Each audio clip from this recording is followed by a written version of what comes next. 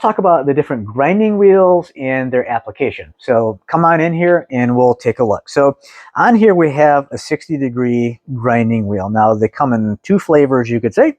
One is diamond, one is CBN, or called cubic boron nitride.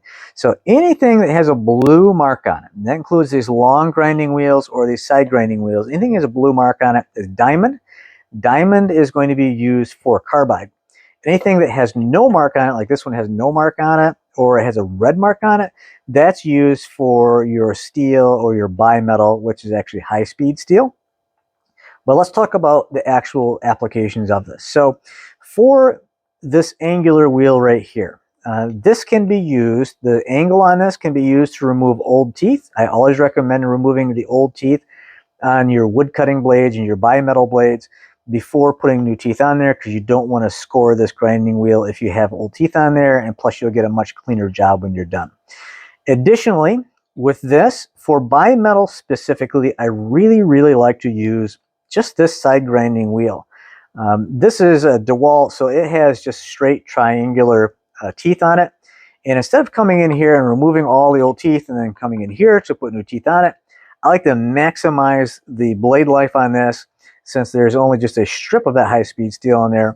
What I do is I come in and just ever so carefully just bump on there real quick and just sharpen these up. It really doesn't take long. You're really just touching it like that as you go through, and you can get these things all sharpened up. So that's what I would use the 60-degree for, removing old teeth, and then touching up these bimetals, or even touching up the steel ones too.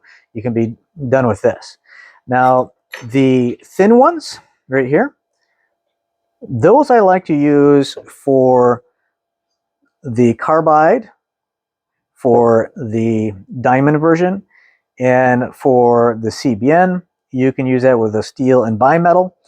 But most often when it comes to the carbide, what I like to do is I like to use this thin wheel right here, because it does a pretty good job that when you're coming in here to sharpen, let's say, these carbide tips, you're really only sharpening the very tippy top of this, but there's always an angle on there of what creates the curve.